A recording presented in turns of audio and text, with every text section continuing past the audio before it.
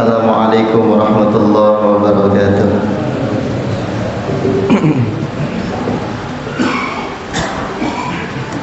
Alhamdulillahirabbil alamin wa bihi nasta'in ala umuri dunya waddin. Wassalatu wassalamu ala asyrafil anbiya'i wal mursalin sayyidina wa maulana Muhammadin wa ala alihi wa ashabihi ajma'in, amma ba'du. Faqad qala Allah ta'ala fi kitabihil karim wa huwa asdaqul qailin. A'udzu billahi minasy syaithanir rajim. Bismillahirrahmanirrahim. Ya ayyuhalladzina amanu taqullaha wal tanzur nafsum ma qaddamat lighadin wattaqullaha innallaha khabirum bima ta'malun.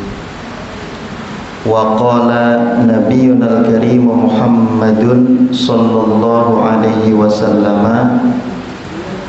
ittaqillaha haitsu ma kunta wa atbi'is sayyi'atal hasanata tamhuha wa khaliqin nasa bi khuluqin hasanin.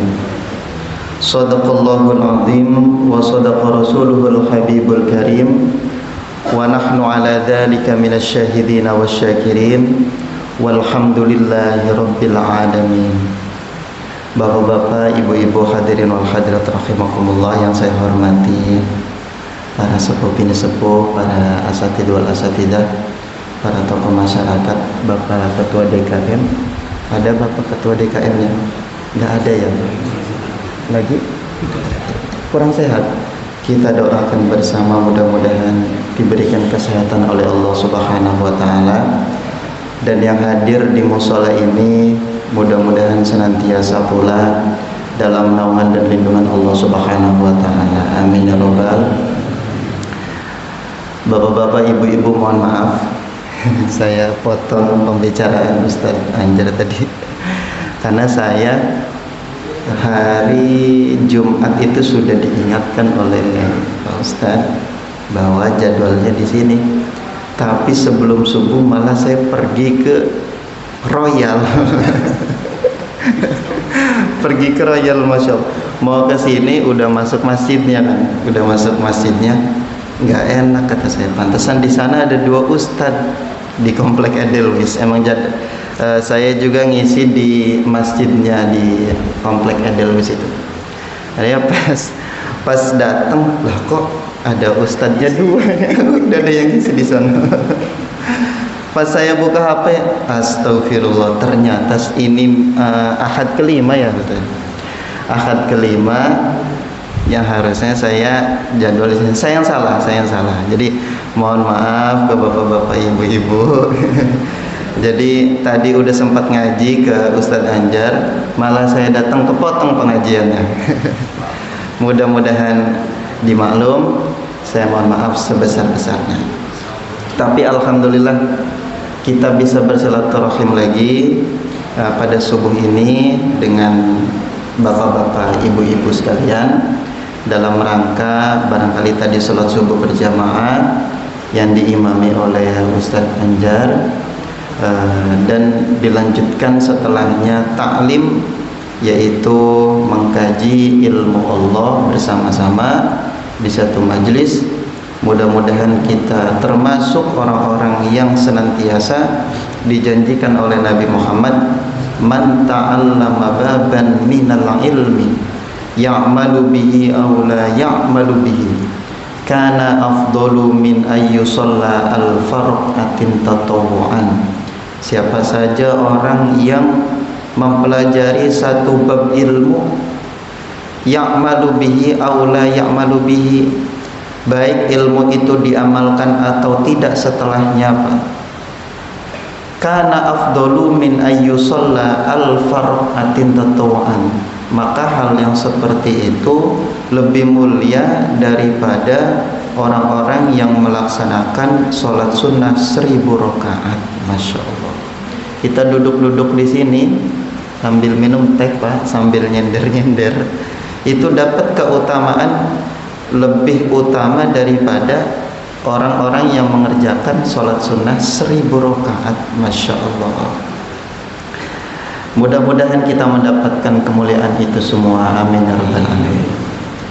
Alhamdulillah, puji syukur kita sama-sama panjatkan kehadirat Allah Rabbul Izzah atas segala nikmat yang Allah berikan kepada kita, sehingga pada subuh ini bertepatan pada tanggal 18 Jumadil Akhir kalau tidak salah ya, bertepatan di tanggal 31 Desember tahun 2023. Artinya kita sudah berada di penghujung tahun yang sebentar lagi akan menapaki kehidupan yang baru di tahun 2024. Maka kita bersama-sama bapak-bapak, ibu-ibu untuk meninggalkan amalan-amalan buruk kita yang sudah sering kita lakukan di tahun 2023 kemarin, dan kita sama-sama untuk mempertahankan dan melanjutkan amalan-amalan baik kita serta menambahkan progres kebaikan kita yang akan kita hadapi di tahun 2024. Oleh karenanya bapak-bapak, ibu-ibu sekalian, pentingnya untuk meningkatkan sinergitas keimanan dan ketakwaan kita kepada Allah Subhanahu wa ta'ala. Karena dengan takwalah, takwa merupakan modal utama kita selaku hamba Allah untuk menjadi lebih baik di kehidupan yang akan datang.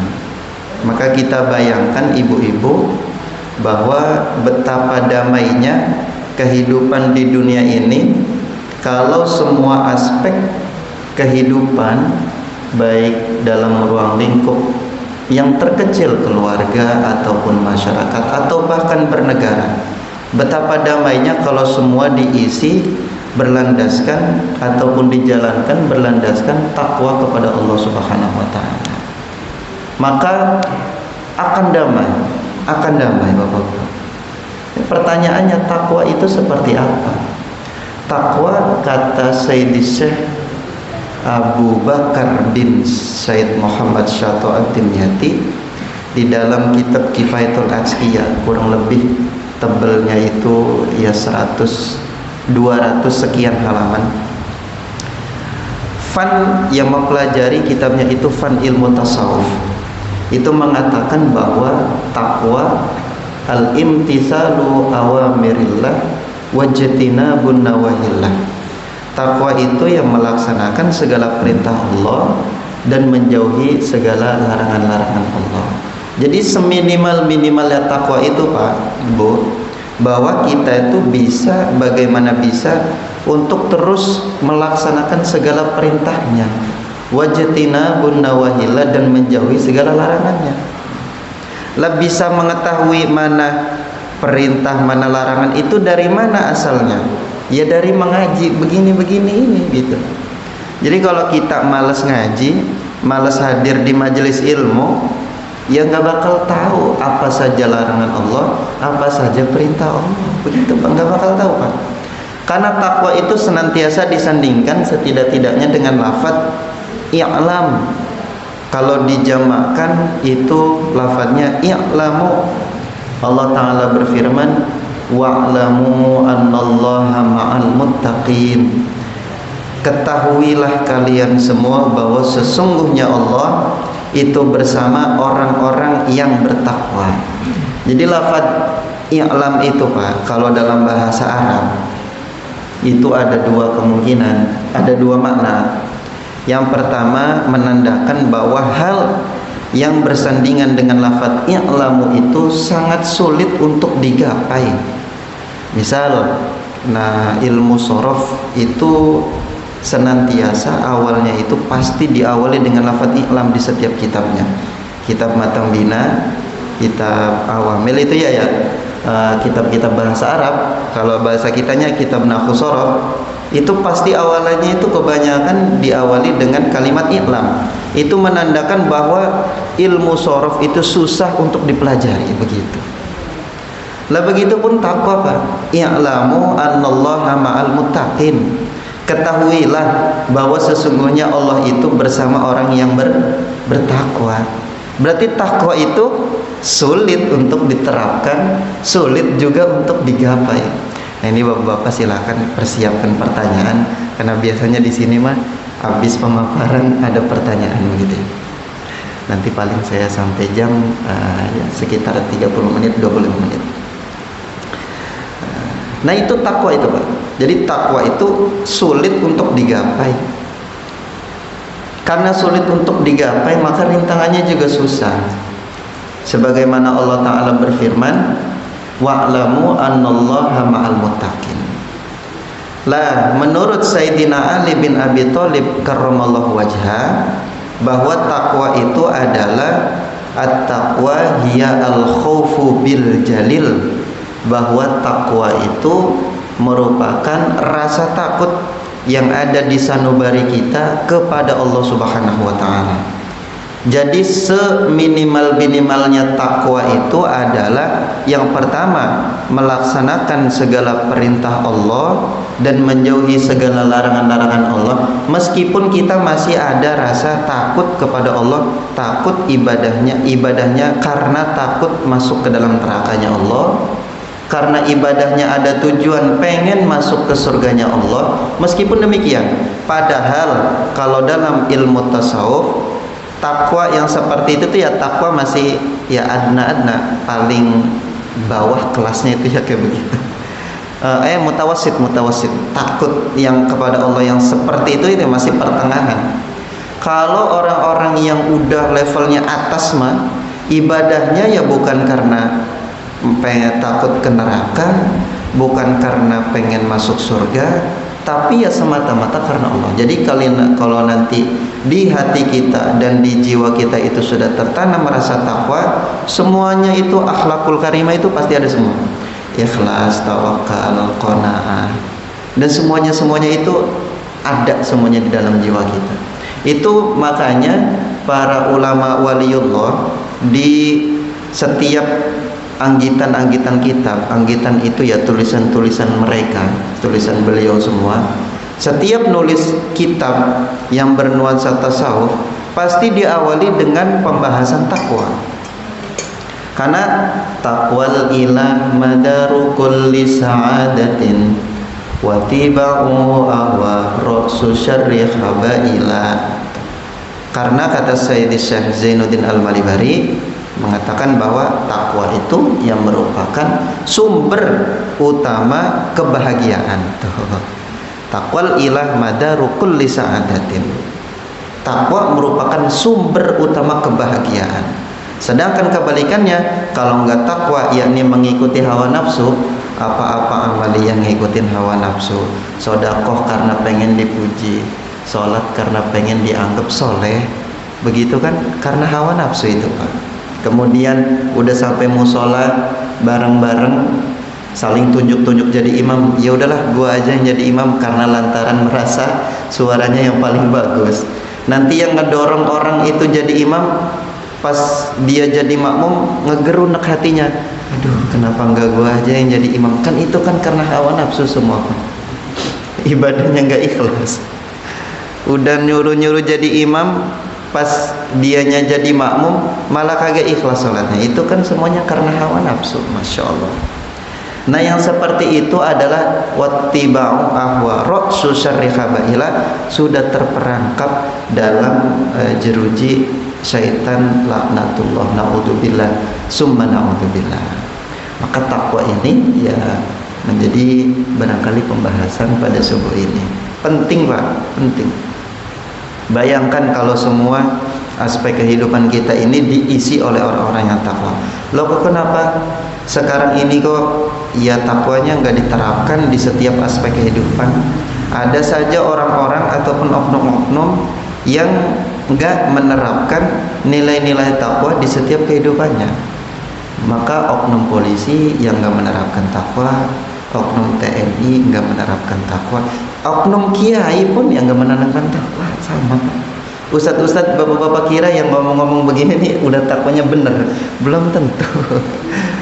Bapak-bapak kira yang ngomong-ngomong di atas mimbar ketika Jumat itu ittaqullah, ittaqullah, takwanya sudah benar? Belum tentu. Belum tentu. Yad'u ilallahi wa yafirru huwa minhu ta'ala.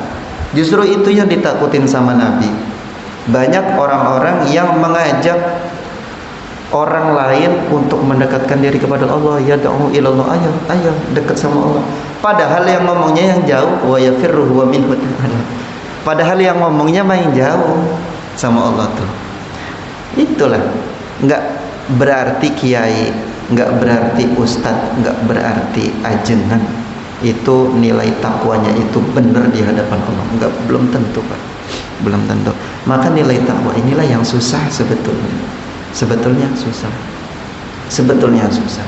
Masya Allah. Maka dapat kita bayangkan sekali lagi, kalau aspek kehidupan di dunia ini diisi oleh orang-orang semuanya menjalankan nilai takwa.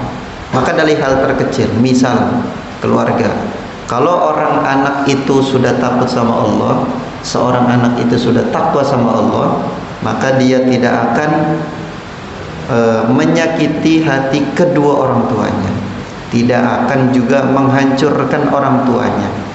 Meskipun orang tuanya jahat, Pak. Meskipun orang tuanya itu nggak benar lagi itu dalam hal syariat. Tapi kalau anak itu takut sama Allah, nggak bakal tuh ngehancurin orang tuanya tuh, nggak bakal. Nggak bakal juga ngomong yang kasar-kasar itu, nggak bakal kalau anaknya takut sama Allah. Karena kata Allah, wa in jahadaka ala an tusyrika bi ma laysa laka bihi ilmun fala tuti'huma wa sahibhuma fid dunya ma'rufa. Wa in jahadaka artinya adalah kalau orang tua kalian memaksa, kata Allah. Memaksa untuk apa, Pak? Ala antusyrika bi, untuk mempersekutukan aku. Ayo sini. Kamu tolong pergi ke kuburan, ambil tuh tali pocongnya tuh buat pesugihan misalnya.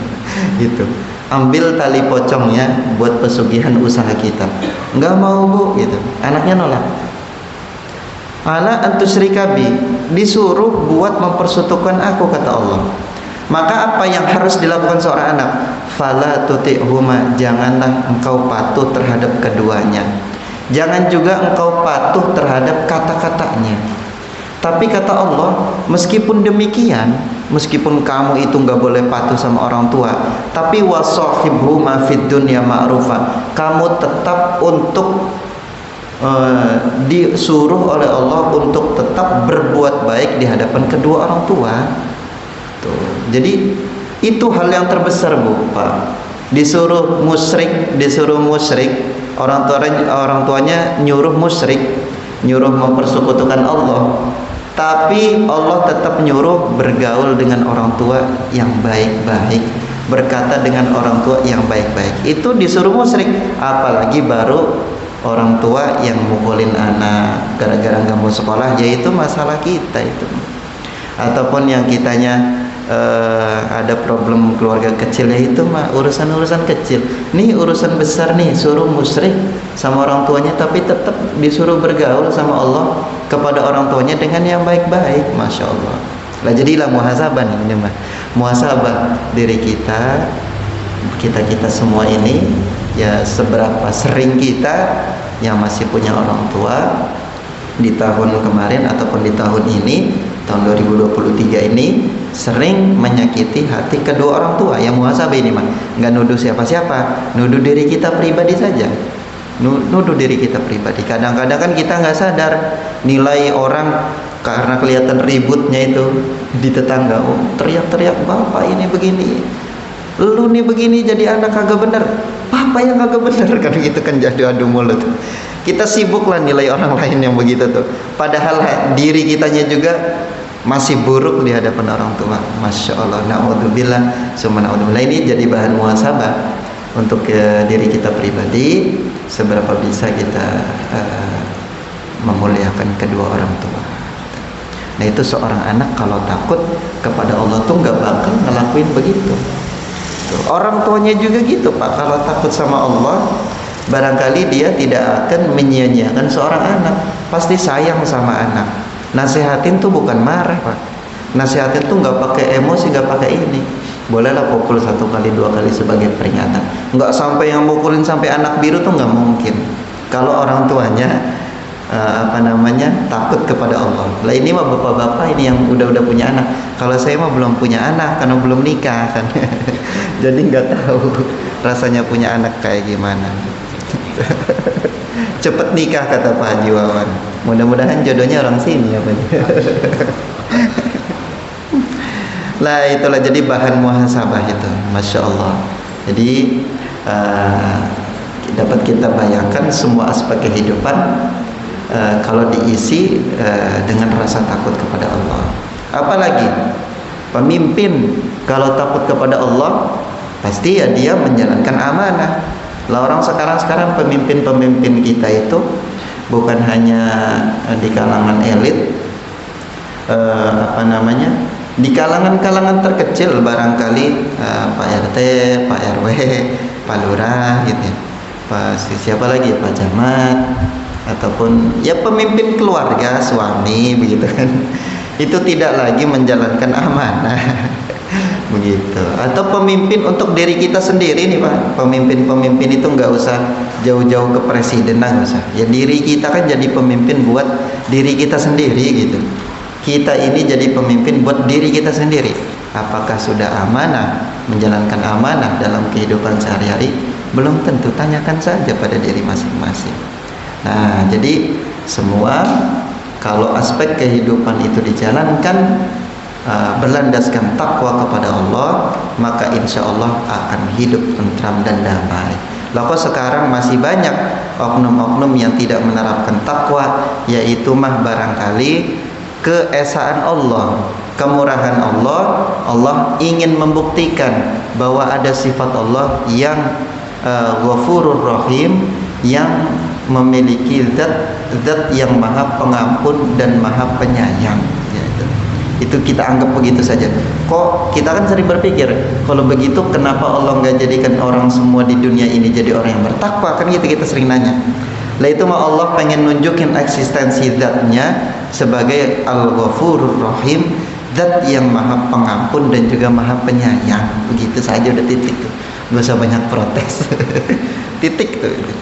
Allah pengen ngasih eksistensi. Saking gedenya nilai takwa. Takwa itu kan taat kepada Allah dan menjauhi larangannya. Nanti di akhirat, ini ada cerita di kitab Hilyatul Auliya. Nanti di akhirat ada 2 orang Pak.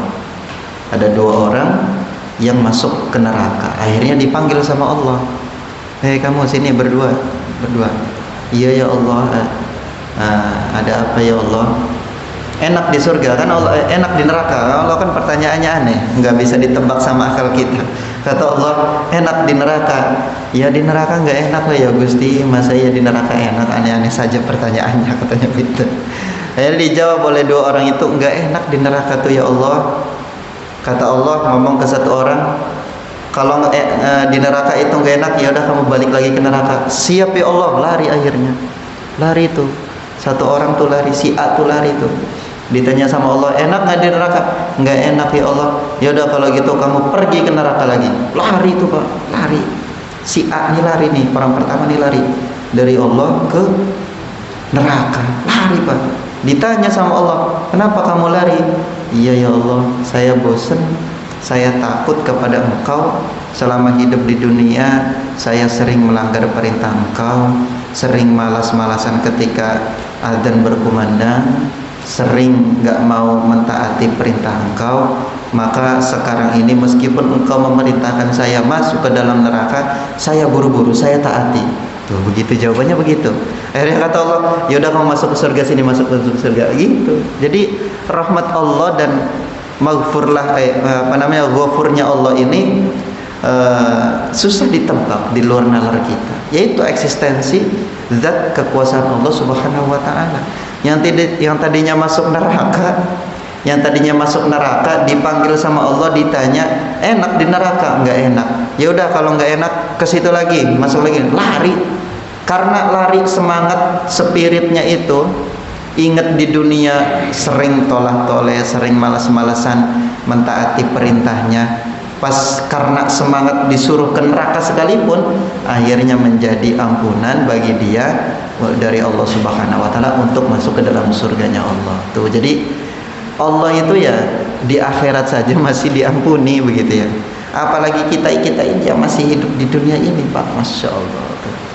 Kayak ya muhasabah akhir tahun barangkali dari kita sebagai hamba kepada Allah Subhanahu wa taala, seberapa bisa kita untuk terus meningkatkan sinergitas, semangat, spirit, meningkatkan kualitas keimanan, ketakwaan kita kepada Allah Subhanahu wa taala. Mudah-mudahan kita semua, hati-hati kita ini, hati saya, hati bapak-bapak, hati ibu-ibu senantiasa diberikan keistiqomahan yang baik-baik dan dijauhkan daripada hal-hal yang buruk di hadapan Allah Subhanahu wa taala. Sebagaimana hadis Nabi, ittaqillah haitsuma kunta, bertakwalah kalian kepada Allah dimanapun kalian berada. Mau di pasar takwa, mau di kantor ya tetap bertakwa, mau di perjalanan tetap ingat Allah, mau di masjid pun harus tetap ingat Allah. Wa atbi'is sayyi'atal hasanata, dan ikutilah perilaku-perilaku buruk itu dengan perilaku yang baik. Jangan kebalik, Pak. Perilaku yang baik malah diikuti oleh perilaku buruk. Sedekah malah cerita sama orang. Nah, itu kan perilaku baik diikuti dengan perilaku buruk. Maka kata Nabi, ikutilah wa atbi'is sayyi'atal hasanata, ikutilah perilaku yang buruk dengan perilaku yang baik. Maka efeknya adalah tamhuha, yang baik itu akan menghapus yang buruk. Wa khaliqin nasa bi khuluqin hasanin, dan bergaulah dengan manusia dengan akhlak yang baik. Maka ciri-ciri orang takwa itu salah satu diantaranya adalah orang yang mau bermasyarakat. Seperti kita ini yang kumpul di sini. Kalau orang yang gak mau bermasyarakat adalah orang yang tidak mau bertakwa. Itu hadis Nabi. Wa khaliqin nas, kalau orang yang bertakwa mah khaliqin nas bi khuluqin hasanin, bergaul dengan manusia, bermasyarakat dengan manusia dengan akhlak yang baik. Itu Pak. Ketika Sayyidi Syekh Abu Yazid Al-Bustami itu kan ahli kasyaf, Pak. Ahli kasyaf itu ya kita percaya pada waliullah yang bisa bermimpi melihat surga begitu ya. Sayyidi Syekh Abu Yazid Al-Bustami. Ketika Abu Yazid Al-Bustami itu masuk surga, di dalam mimpinya itu masuk surga, akhirnya dikeluarkan oleh Allah lantaran Abu Yazid Al-Bustami semasa hidupnya kurang bermasyarakat. Akhirnya kata Allah, ukhruj minal jannah, keluarlah kamu dari surga, kum, berdirilah kamu untuk bermasyarakat. Disuruh bermasyarakat, Pak. Tuh, Abu Yazid Al-Bustami orangnya alim, Pak. Tapi ketika sebelum bermimpi itu ya egois. Egoisnya tuh ya ibadahnya buat diri dia, kemudian taatnya sendirian begitu. Takwanya sendirian, gak ngajak-ngajak orang. Akhirnya ketika bermimpi, dikasih mimpi sama Allah, ya kum, berdirilah kamu, bergabunglah kepada masyarakat. Wa khaliqin nas, bergabunglah dengan masyarakat. Ya, jadi ciri takwa itu ya kita ini yang ada di sini nih, ibu-ibu, bapak-bapak yang kumpul-kumpul setiap Sabtu, setiap Ahad ada pengajian. Itu insya Allah sebagai ciri orang yang bertakwa di hadapan Allah Subhanahu wa ta'ala. Amin ya rabbal alamin. Sudah jam 5:40. Barangkali bapak-bapak, ibu-ibu ada yang ingin bertanya, kita diskusi bersama. Kalau ada yang dipertanyakan dipersilakan. Mudah-mudahan bisa saya jawab. Itu bapak-bapak udah lempar-lempar mic aja itu. Monggo. Silakan saya Abu Dia. Abu Dia apa dulu nih? Ya silakan Pak Abu. Assalamualaikum warahmatullahi wabarakatuh. Pak Ustadz, saya mau nanya masalah keutamaan ibadah, yaitu ibadah antar waktu, yaitu kita setelah maghrib itu kita menunggu sampai waktu isya. Itu yang saya mau tanya itu keutamanya. Jadi di antara waktu itu kita sambil membaca Al-Quran sampai waktu isya. Kemudian satu lagi dari subuh sampai waktu suruh itu kita juga dipakai untuk baca Al-Quran. Jadi kita mau tahu keutamanya, karena untuk memotivasi supaya jemaah-jemaah di sini itu mengikuti gitu loh. Jadi berapa besar yang kita akan mendapatkan akibat kita yang lakukan itu. Kemudian setelah subuh itu kita rutin mendengarkan baca hadis gitu. Apa itu yang termasuk itu kalau ini gitu. Iya. Itu aja. Terima kasih. Wassalamualaikum warahmatullahi wabarakatuh. Waalaikumsalam. Langsung jawab. Keutamaannya besar sekali. Keutamanya besar. Ketika Nabi berhadis kepada para sahabat tentang hadisnya memang tentang keutamaan sholat subuh. Jadi orang-orang a'dhamun nasi ajrun fis sholati ab'aduhum fa ab'aduhum mamsha. Ketika orang-orang yang melaksanakan ibadah itu dipuji oleh Nabi. Di antara pahala yang paling besar di antara kalian, kata Nabi, adalah orang-orang yang paling jauh dari tempat tinggal ke tempat ibadahnya. Beda dari rumah ke ke musola atau ke masjid, yang paling jauh yang paling besar pahalanya gitu. Ada yang paling jauh di sini, paling jauh siapa ada? Fa'abaduhum mamsa. Faji. Itu paling besar itu daripada yang lain itu. Apalagi saya dari Serang. Fa'abaduhum mamsa, Pak. Yang paling besar itu yang paling jauh tempat tinggalnya, perjalanannya paling jauh. Mamsa. Walladhi yantadiru sholata hatta yusalliha ma'al imam. Kata Imam Al-Munawi ditafsirkan summa at-ta'allum. Summa at-ta'allum. Siapa saja orang yang mendengar adzan, yang tadiru sholat itu yang mendengar adzan, menemukan waktu sholat, hatta yusalliha ma'al imam, kemudian dia laksanakan sholat itu bersama imam, artinya jamaah, Pak. Sholatnya itu sholat jamaah, bukan sendirian. Karena ya beda nilai pahalanya, jelas beda. Di rumah mah 1, kalau di masjid mah 27 derajat. Beda sekali.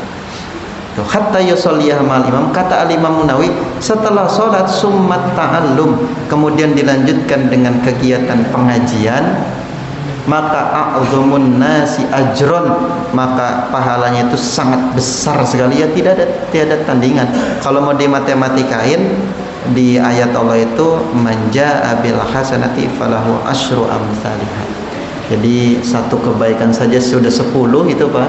Nah, kalau di matematika,in ya, satu kebaikan saja sudah 10, apalagi kebaikannya itu dilakukan secara double pada waktu yang sama. Udah sholat jamaah, udah sholatnya saja udah ibadahnya luar biasa. Ditambah jamaah luar biasa. Ditambah lagi jamaahnya makin banyak. Oh, itu kan pahalanya luar biasa, banyak lagi, nambah lagi. Ditambah lagi setelahnya pengajian. Oh, udah berapa kebaikan itu. Ya tentu matematika kita ya beda dengan matematika Allah gitu. Jadi pahalanya yang jelas membesar gitu. Hadisnya Nabi beda. Kalau ada dalil lain ya monggo silakan ada. Kalau saya tahunya pahalanya sangat besar, tak tertinggal. Kalau di matematika ini ya begitu. Manja abil hasanati falahu asyru amsalih. Apalagi kalau taklimnya itu taklim Al-Quran, taklim hadis, taklim dan sebagainya. Itu sudah masuk kategori tolabul ilmi, sudah pasti. Apapun itu yang menambahkan iman kita menjadi naik, pengetahuan kita semakin bertambah, itu mah dinamakan tolabul ilmi dalam bahasa Arabnya, mencari ilmu. Keutamanya juga luar biasa. Man salaka tariqan yaltamisu fihi ilman sahhalallahu lahu bihi tariqan ilal jannah. Itu di kitab Hidayatul Adqiya karangan Syekh Nawawi, Salalimul Fudhala gitu ya. Karangan Syekh Nawawi Al-Bantani mencantumkan hadis, man salaka tariqan yaltamisu fihi ilman sahalallahu lahu bihi tariqan ilal jannah. Siapa saja orang yang hidupnya itu didedikasikan untuk menuntut ilmu, setiap jalannya itu dimudahkan oleh Allah nanti di akhirat untuk jalan menuju surga. Masya Allah. Makanya di antara nilai orang-orang yang dianggap mati syahid akhirat, syahidnya syahid akhirat ya Pak, bukan syahid dunia wal akhirat, bukan.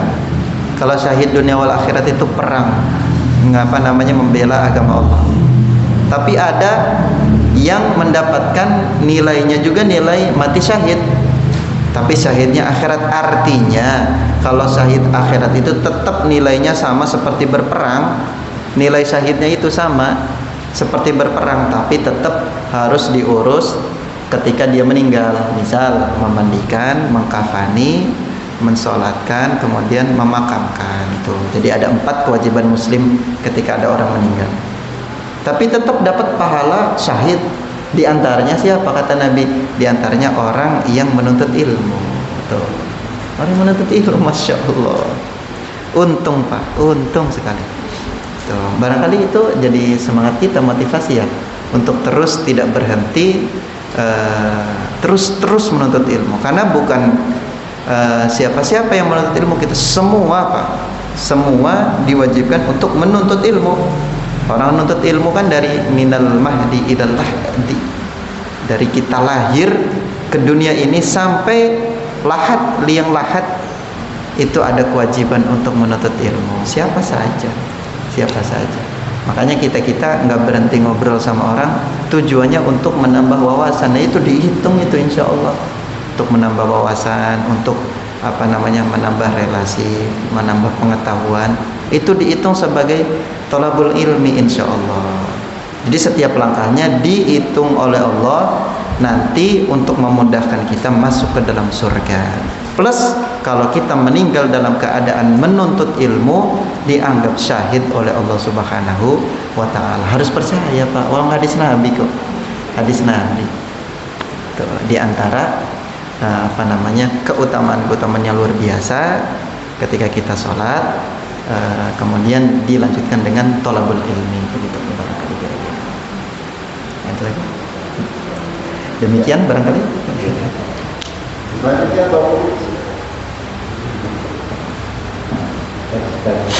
Assalamualaikum warahmatullahi wabarakatuh. Izin Ustaz, yang saya tanyakan mengenai takwa.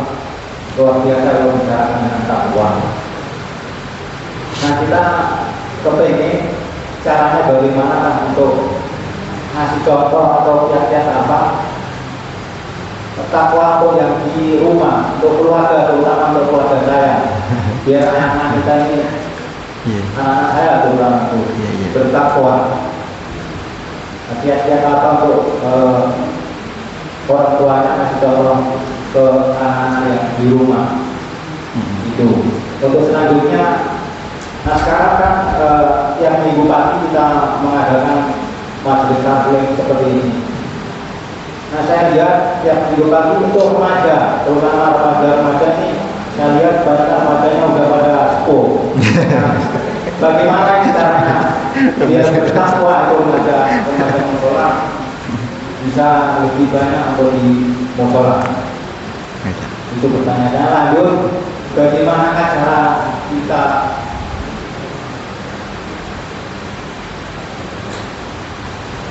memilih pemimpin yang bertakwa?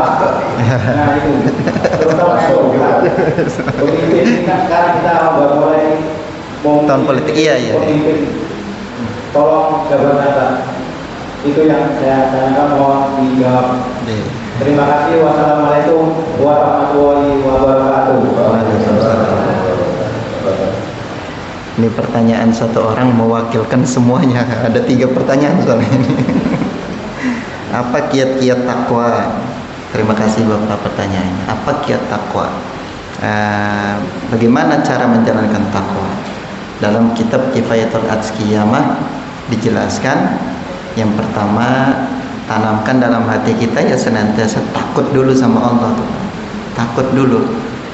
Jadi kalau udah takut mah mau ninggalin perintahnya ya takut itu. Jadinya terus melaksanakan perintah.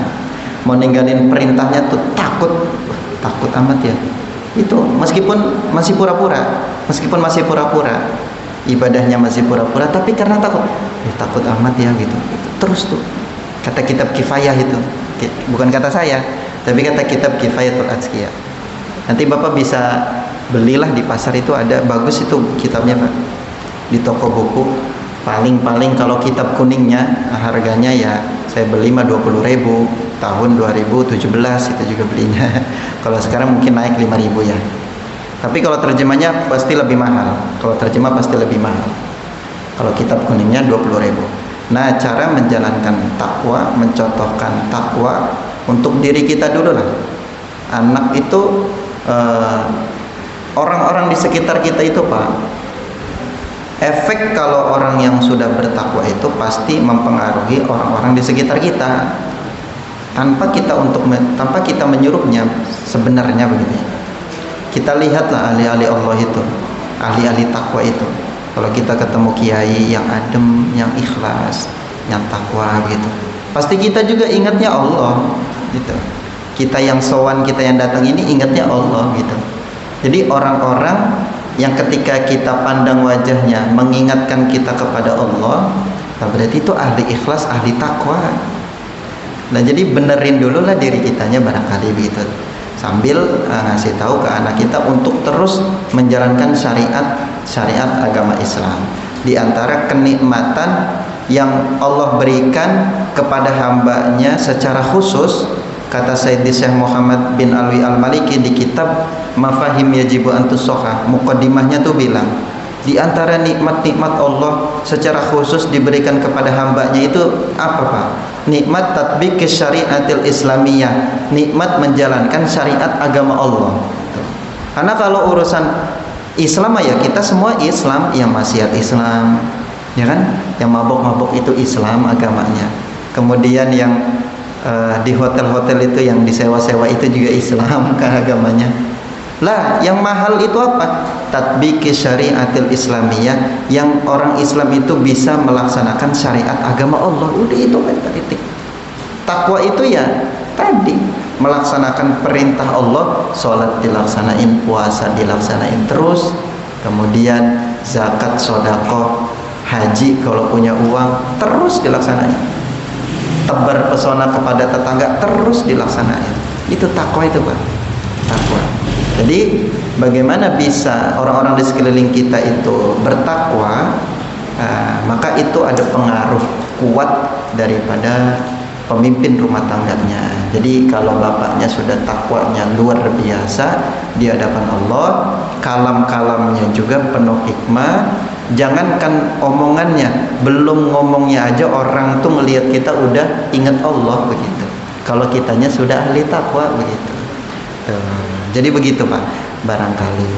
Tapi tetaplah sebagai syariat yang gak boleh ditinggalkan, memerintahkan seorang anak, keluarga, kalau bapak-bapak yang memerintahkan istrinya, yaitu suatu kewajiban. Ma sholat ma, na sholat na, kewajiban itu ma. Tapi seberapa bisa diri kita untuk lebih dulu melaksanakan itu semua sebelum memerintah begitu. Itu yang pertama. Yang kedua, apa itu Pak tadi Pak? Saya lupa. Oh, majelis ini. Oh ya, remaja. Pertanyaannya bagaimana cara ya gitu agar remaja itu mau datang ke sini gitu. Ya sulit, memang sulit. karena saya sebagai remaja, sejujurnya apa ya, saya sebagai remaja bisa begini nih karena dulu didikan ayah saya begitu. Didikan ayah saya yang begitu memang awalnya saya anggap keras. Ayah nih kok galak amat ya ke saya gitu. Ayah nih kok galak amat ke saya ini. Nggak mau ngaji dipukul saya Pak. Sholat subuh telat itu udah di rumah itu sedia kayunya tuh bukan kayu rotan tapi kayu arujan dulu mah. Tahun 2005-an gitu, saya kan lahir tahun 98 ya. Jadi tahun-tahun dulu itu saya masih kecil, masih SD, umur SD, SMP, sampai SMP itu rumah tuh banyak kayu arujan. Arujan itu kayu apa ya kalau sebutan di sini? Pokoknya kayu lah intinya buat mukulin anak gitu. Kalau nggak sholat, kalau nggak mau ngaji, itu dua, Masya Allah. Jadi saya anggap dulu tuh keras amat orang tua saya nih ya, sampai hampir benci gitu kan ke orang tua, saking kerasnya. Kalau nggak mau ngaji dipukul, kalau nggak mau sholat dipukul, sampai nganggap orang tua tuh kasar keras. Padahal setelah tahu, oh itu ternyata metode pendidikan orang tua itu untuk bisa bagaimana sebisa mungkin mendidik anaknya bisa takwa kepada Allah, bisa takut kepada Allah begitu. Jadi tanamkan dulu takutnya itu ke kitanya ini sebagai remaja gitu. Ya caranya bagaimana? Masing-masing. Nggak tahu karena saya bukan orang tua, jadi saya masih statusnya remaja nih Pak. Yang masih harus didorong-dorong juga sebenarnya buat ngaji begitu kan. Jadi untuk menarik simpati remaja barangkali ya lihatlah kebutuhan remajanya apa. Kalau remajanya butuhnya makanan, sediain makanan barangkali di musolanya. Kalau butuhnya yang lain ya apa ya, selagi tidak memberatkan dan melanggar syariat ya turutin saja dalam rangka mengajak generasi muda untuk bisa apa takwa kepada Allah begitu. Mau pengajian itu udah bagus, mau ngaji itu udah bagus, nggak usah muluk-muluk. Meskipun masih doyan main, seminggu sekali seenggaknya mau ngaji itu udah bagus, luar biasa itu, udah bagus lebih. Nah metodenya seperti apa ya? Ya serahkan ke ustadz-ustadz yang ada di sini. Begitu. Nah, barangkali itu. Yang ketiga, cara memilih pemimpin yang takwa. Jujur, takwa itu nggak bisa diterawang-terawang oleh orang lain. Takwa itu urusan hati dia dengan Allah, Pak. Nggak bisa. Nggak bisa. Lah kita selaku orang yang memilih, ditugaskan oleh kitab-kitab fikih di fikih siasah itu, fikih politik itu, disuruh fahkum bidzahir wallahu yatawallas sarair. Hukumi orang itu dohirnya Pak, dohirnya baik meskipun dalamnya nggak baik ya itu urusan Allah gitu, itu urusan Allah. Yang penting kita mah udah menghukumi orang itu luarnya baik. Tuh. Jadi jangan sok tahu, oh iya, kita akan seenak-enaknya bilang, wah itu mah luarnya doang lah baik, dalamnya mah belum tentu baik. Ya nggak boleh ngomong kayak gitu, itu mah udah urusan Allah dalam mah. Nggak boleh ngomong kayak gitu tuh, nggak boleh. Saya tuh kurang nggak setuju lah sama orang-orang yang sering bilang begitu, kan kebanyakan begitu kan. Jadi lah itu mah ngomong doang, dalamnya mah belum tentu kan begitu kan. Itu mah dalam mah tuh urusan Allah itu. Dalam mah urusan Allah Pak. Luar ya baru urusan kita. Luarnya urusan kita. Kalau kelihatan nggak baik, ya udah, jangan pilih. Kalau kelihatan baik menurut kita, ya pilih gitu. Jadi itu mah urusan luar urusan kita, urusan dalam urusan Allah. Wa fahkum bidzahir wallahu yatawallas sarair. Kita mah disuruh untuk menghukumi luarannya saja, sedangkan dalamannya mah itu ranah Allah Subhanahu wa taala. Mau jadi ada sebagian di masjid itu nggak mau nyebut amin tuh, yang kabul gitu. Jadi mau Pak Amin, Pak Anies, Pak Caimin gitu ya. Mau Pak Prabowo, Pak Gibran, mau Pak Ganjar dan Pak Mahfud, semuanya putra-putra terbaik bangsa begitu. Semuanya putra-putra terbaik bangsa. Pasti tujuannya dari ketiga itu tuh memberikan kemaslahatan bagi negara Republik Indonesia. Jangan terlalu gede suudzon lah. Kita itu jangan terlalu gede suudzon Pak. Orang mau bagaimana kok ya harus terima semua keputusan yang Allah tetapkan. Semuanya ketetapan Allah. Jangan gede-gede suudzon. Ilmu tasawuf itu Ilmu tasawuf itu ya untuk membersihkan hati dan jiwa kita. Bagaimana bisa, seberapa bisa kita untuk tidak suuzon kepada orang lain, dan seberapa bisa kita untuk terus berhusnudzon kepada orang lain.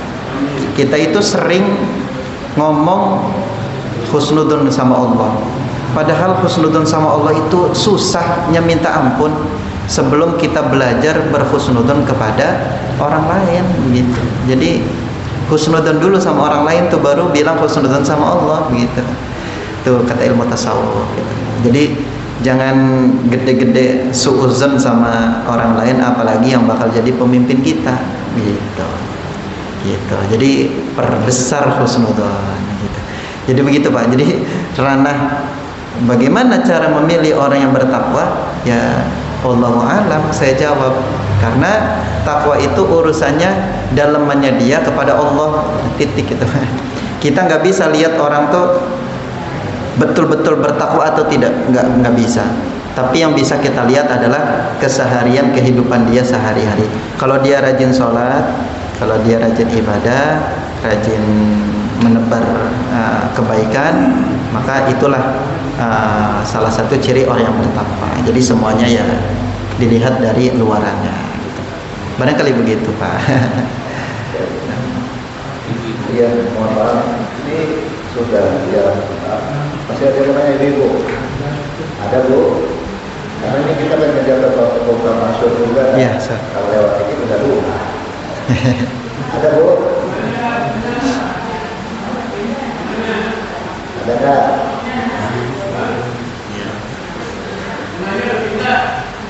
Alek? Iya udah. Kalau ada kan nih? Ya malu-malu jadi. Ada, silakan. Ini Pak, masalah sholat suruh itu kan bilang 10 atau 15 menit setelah matahari terbit. Nah, itu masa berlakunya kita sholat suruh itu sampai kapan gitu loh Pak? Ya aja. Setelahnya. Ya, assalamualaikum warahmatullahi wabarakatuh. Waalaikumsalam. Ini ya. Ini mah pertanyaan buat Ustadz Anjar sebenarnya. Waktu suruh mah sebelum waktu duha datang sebetulnya Bu. Sebelum waktu duha datang. Waktu duha itu kan 1 tombak ya, kira-kira jam berapa ya? Ya jam 7:30-8 lah begitulah. Kalau sekarang ya jam 7:30-8. Afdal-afdalnya duha kan dilaksanakan jam 9. Pertengahan waktu duha itu afdalnya tuh. Kenapa? Karena dikhawatirkan masih ada waktu syuruk dan nanti kalau terlalu terlambat ke waktu istiwa gitu ya. Jadi waktu afdalnya duha mah jam 9. Tapi kalau waktu syuruk itu sebetulnya habisnya itu sebelum waktu duha, Jadi jangan mentang-mentang belum duha itu masih nganggap syuruk, enggak. Ya kira-kira sekarang mah jam 6 bisa lah Pak, bisa. Karena baru terbit. Gimana? Kalau suruh itu boleh tidak di rumah? Suruh berarti di rumah. Oh boleh Pak. Boleh Bu, boleh dimanapun, nggak mesti di masjid, nggak mesti di musola.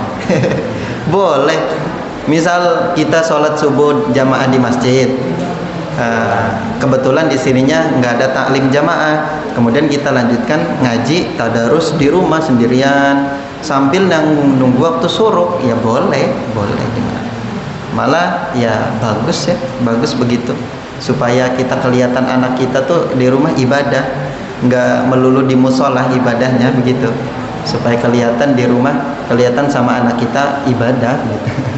Begitu sesekali barangkali. Terutama ibu ya. Baik, Bapak Ibu sekalian, mohon maaf, potongnya itu malah ada waktu dulu. Jadi sayang.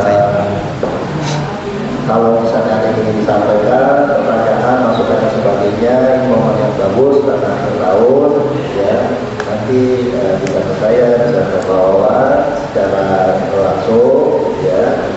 Atau juga Bapak yang mau nanya ke Ustaz, ada waktu berapa waktu dengan ini, Mas Adol, ya. Kami mewakili semua Ustaz-Ustaz, juga mewakili pengurus, kalau misalnya selama tahun ini banyak kekurangan, mudah-mudahan apa yang kita lakukan, harapan kita ke depannya semakin banyak jamaah, terutama remaja, pemuda, semakin banyak hadiri musola. Amin. Dijawab oleh Allah Subhanahu wa Ta'ala. Kita tutup dengan istighfar. Astagfirullahaladzim, astagfirullahaladzim, astagfirullahaladzim, dan pada majelis. Subhanallahumma rabbana wa bihamdika asyhadu an la ilaha illa anta